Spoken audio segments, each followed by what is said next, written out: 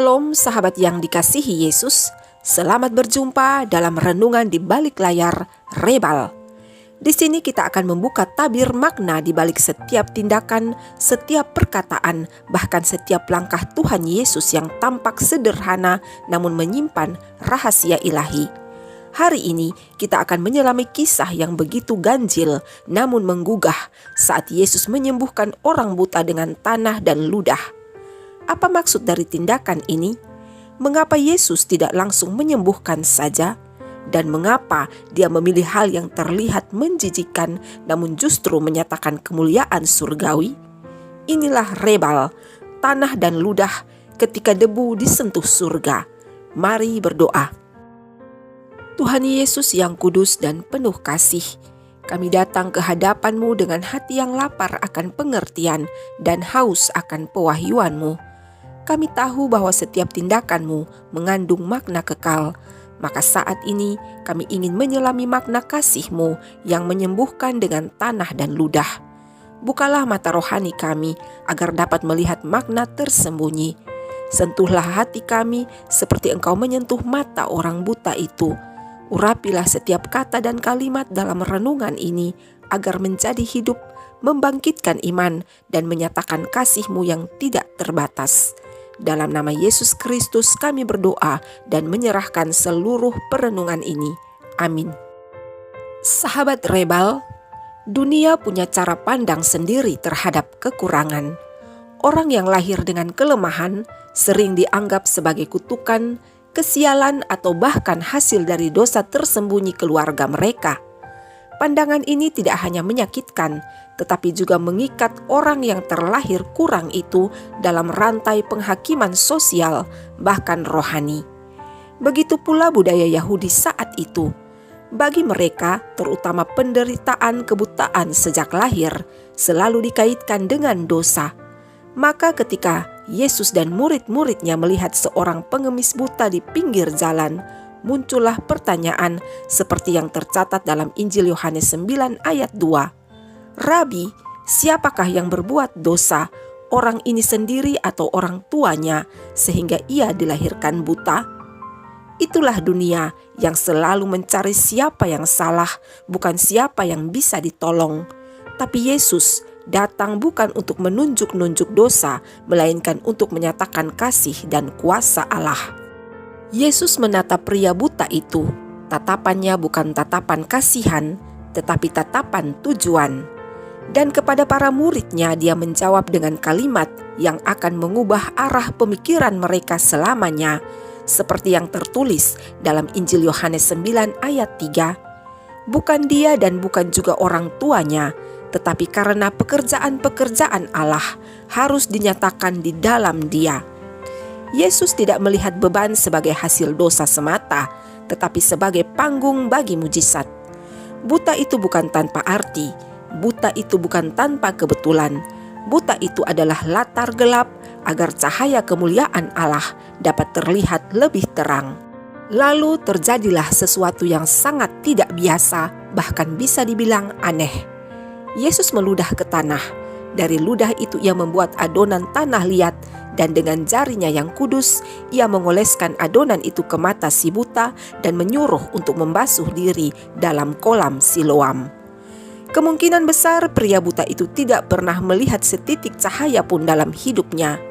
Ia pergi dalam kegelapan menuju kolam, dan ketika air kolam membasuh adonan tanah dari matanya, cahaya pertama dalam hidupnya pun masuk. Bukan cahaya matahari, tapi cahaya iman, cahaya pemulihan, dan cahaya kemuliaan. Tindakan Yesus menggunakan ludah dan tanah bukanlah hal yang tanpa makna. Di balik gerakan sederhana itu tersembunyi teologi penciptaan, misteri penyembuhan, dan pesan profetik yang menyentuh hati. Mari kita bedah perlahan dengan kasih dan pengertian ilahi. Yang pertama, tanah, simbol ciptaan dan kerapuhan manusia.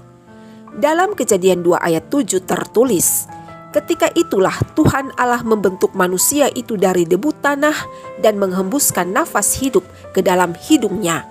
Demikianlah manusia itu menjadi makhluk yang hidup. Yesus memilih tanah bahan yang sama ketika Allah pertama kali membentuk manusia untuk menyatakan bahwa Ia sedang mencipta ulang. Mengapa? Orang buta itu tidak kehilangan penglihatannya, tetapi ia tidak pernah memilikinya. Jadi, yang dilakukan Yesus bukan pemulihan, tetapi ciptaan baru. Saat Yesus mengaduk tanah, Dia sedang memulihkan martabat ciptaan. Debu itu bukan lagi lambang kehinaan, tapi bahan dasar mujizat. Dan kita, bukankah kita juga tanah liat dalam tangan Sang Penjunan? Bila kita menyerahkan tanah hidup kita yang retak, Dia sanggup membentuknya menjadi bejana yang baru. Yang kedua, ludah adalah simbol kehidupan dan kuasa ilahi. Pada budaya Yahudi dan Romawi, ludah bisa dipandang yaitu dari sisi manusia biasa, ludah dianggap najis dan rendah. Tapi dari sisi penyembuhan kuno, ludah juga dianggap punya kekuatan penyembuhan. Namun di tangan Yesus, ludah bukanlah sekedar unsur tubuh. Ludah Yesus itu adalah nafasnya, kehidupannya, dan air hidup dari mulut Sang Firman itu sendiri. Ketika Yesus meludah, itu seperti menghembuskan kehidupan sebagaimana Allah menghembuskan nafas ke dalam hidung manusia pertama. Ludahnya bukan menjijikkan, tetapi mengandung kuasa dan kehidupan. Ludah dan tanah sama dengan ciptaan dan kehidupan. Inilah tindakan Allah mencipta ulang secara harfiah dan rohani. Dan yang ketiga, sentuhan ilahi yang tidak umum. Yesus bisa saja menyembuhkan hanya dengan perkataan, tapi mengapa pada orang buta ini Dia memilih cara yang tidak biasa? Jawabannya adalah untuk mengguncang pola pikir dan hati. Bukankah Tuhan sering memakai hal-hal yang dianggap bodoh oleh dunia untuk mempermalukan hikmat manusia? Tanah simbol kehinaan dan ludah simbol yang diremehkan. Namun di tangan Tuhan itulah simbol kemuliaan. Jangan pernah remehkan proses penyembuhan yang tampak kotor, lambat atau menyakitkan, karena justru melalui proses itulah Tuhan sedang bekerja menyentuh bagian terdalam hidup kita. Setelah Yesus mengoleskan campuran tanah dan ludahnya ke mata orang buta itu, Ia tidak berkata agar langsung melihat, tidak memeluk, tidak meniup mata atau tidak berdoa untuk orang buta itu, tetapi Ia memberi satu perintah seperti yang tertulis dalam ayat 7 dari Injil Yohanes pasal 9, "Pergilah, basuhlah dirimu dalam kolam Siloam." Sebuah perintah yang sederhana, namun bagi orang buta ini adalah sebuah langkah iman yang besar. Inilah yang disebut proses yang menuntut ketaatan. Sahabat, bayangkanlah orang buta ini tidak tahu jalan ke kolam. Dia masih dalam keadaan buta setelah Yesus mengoleskan tanah dan ludah ke matanya. Namun dia harus pergi. Itulah teladan iman yang sejati. Tidak menunggu untuk melihat dulu baru percaya, tetapi melangkah dalam gelap karena percaya pada suara Sang Juru Selamat. Mujizat tidak terjadi saat Yesus mengoleskan tanah, tapi mujizat terjadi saat si buta mentaati perintah Yesus untuk pergi dan membasuh diri. Sahabat, terkadang mujizat kita pun menunggu di ujung ketaatan. Tuhan sudah menjamah kita dengan firman dan kuasa-Nya, tapi kita harus pergi ke Siloam hidup kita untuk melakukan bagian kita, yaitu menanggapi kasih-Nya dengan iman, agar kita dengan jelas bisa melihat terang kasih Tuhan itu nyata dalam hidup kita. Siloam berarti yang diutus. Ini bukan sembarang kolam, ini adalah tempat simbolik dari ketaatan kepada pengutusan. Saat orang buta itu menuju kolam Siloam, dia sedang merespons perintah surgawi. Dia tidak sekedar berjalan ke air, tapi dia sedang berjalan menuju takdir barunya. Ada masa dalam hidup kita di mana semua terasa gelap. Bukan hanya karena dunia tidak adil, tetapi karena kita tidak bisa melihat jalan ke depan. Kita seperti orang buta sejak lahir, tidak tahu warna, tidak tahu cahaya, hanya gelap. Dan terkadang hidup kita juga seperti tanah yang lemah, rendah dan diinjak-injak, juga seperti ludah yang dijijikkan, dibuang dan tidak dianggap. Namun di tangan Yesus semuanya itu bisa berubah. Sahabat, Mungkin kamu pernah merasa seperti tidak layak, masa lalu yang kelam, dosa yang dalam, dan rasa bersalah yang terus mengejar. Tapi justru disitulah Yesus datang. Dia tidak menjauh dari tanah kita, tapi Dia menyentuhnya. Dia tidak menghindari kelemahan kita, tapi Dia menggunakan kelemahan itu untuk menyatakan kemuliaan-Nya. Tuhan tidak menunggu kita bersih. Dia datang ke tanah kita, bahkan jika hidup kita seperti debu, hari ini di tangan Yesus itu bisa menjadi ladang mujizat. Kadang Tuhan menyembuhkan secara ajaib, tapi kadang Dia juga memakai proses yang tidak kita mengerti. Seperti orang buta itu, kita harus membiarkan lumpur ditempelkan ke kelemahan kita, taat berjalan tanpa melihat, dan membasuh diri di tempat yang belum tentu kita tahu arahnya. Tuhan mungkin menyembuhkan luka masa lalu kita dengan membawa kita kembali ke tempat yang paling menyakitkan.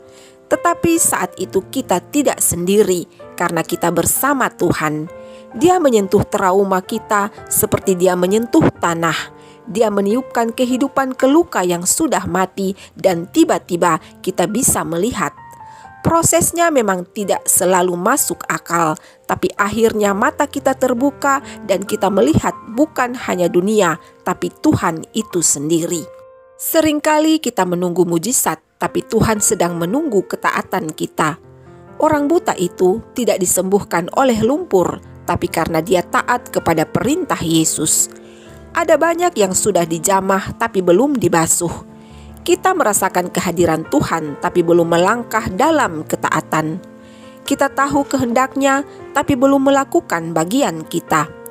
Hari ini Yesus pun berkata kepada kita, "Pergilah ke Siloam dan basuhlah dirimu." Apakah kita akan melangkah atau tetap duduk menunggu terang dalam gelap? Dari kedalaman makna tentang tanah dan ludah, ada 3 langkah iman yang bisa kita hidupi hari ini. Yang pertama, berani membawa tanah hidup kita kepada Tuhan. Apapun kehinaan kita, kegagalan kita, masa lalu yang kelam atau rasa malu yang disembunyikan, bawalah semuanya kepada Yesus. Dia tidak jijik dengan tanahmu. Dia bahkan memilih tanah sebagai bahan mujizat-Nya. Yang kedua, izinkan Yesus menempelkan proses yang mungkin tidak nyaman. Kadang kita menginginkan mujizat yang cepat, tapi Yesus mungkin memberikan sesuatu yang ganjil atau tidak sesuai, seperti sebuah perintah yang tidak masuk akal, sebuah proses yang tidak enak, dan sebuah jalan yang tampak lambat. Jangan tolak semua itu. Biarkan Dia mencampur tanah dan ludahnya di hidup kita, karena melalui itulah terang akan muncul. Dan yang ketiga, lakukanlah langkah iman menuju Siloam. Apakah kita tahu perintah Tuhan, tapi kita masih menundanya? Apakah kita sementara dalam gelap dan takut untuk melangkah? Hari ini, ambillah langkah iman, pergilah ke kolam Siloam kita, tempat di mana kita membasuh ketaatan kita, dan Tuhan akan membuka mata kita. Sahabat, kisah ini bukan hanya tentang seorang buta yang melihat. Ini tentang Tuhan yang memakai debu dan air ludah untuk menyentuh dunia yang gelap. Ini tentang kamu, ini tentang aku, ini tentang kita yang hanya tanah, tapi ketika disentuh oleh Yesus, kita menjadi terang. Karena debu dan kehadirannya adalah mujizat, kegelapan dan ketaatan adalah penglihatan, kita dan kasih-Nya adalah kemuliaan. Mari berdoa. Bapa di dalam Yesus yang kudus, terima kasih karena Engkau tidak pernah jijik kepada kami, tapi justru memilih untuk menyentuh tanah hidup kami. Hari ini kami serahkan semua bagian hidup kami yang hina, buta dan rusak ke dalam tangan-Mu. Sentuhlah kami dengan kasih-Mu, urapilah kami dengan nafas kehidupan-Mu, dan tuntunlah kami berjalan ke kolam Siloam iman kami, agar kami dibasuh dan melihat terang wajah-Mu dalam hidup ini, serta pakailah hidup kami menjadi bukti bahwa Engkau sanggup mengubah lumpur menjadi kisah kemuliaan.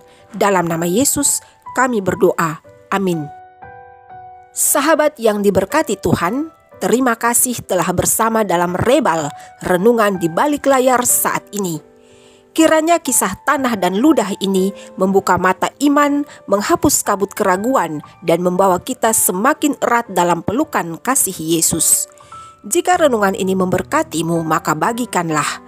Bukan hanya video ini, tetapi juga terang yang kamu terima. Dan ingatlah, ketika hidupmu tampak seperti tanah, tunggulah sentuhannya, karena debu di tangan Yesus selalu menjadi mahakarya. Sampai jumpa pada Rebal episode lainnya. Tuhan Yesus mengasihimu. Shalom.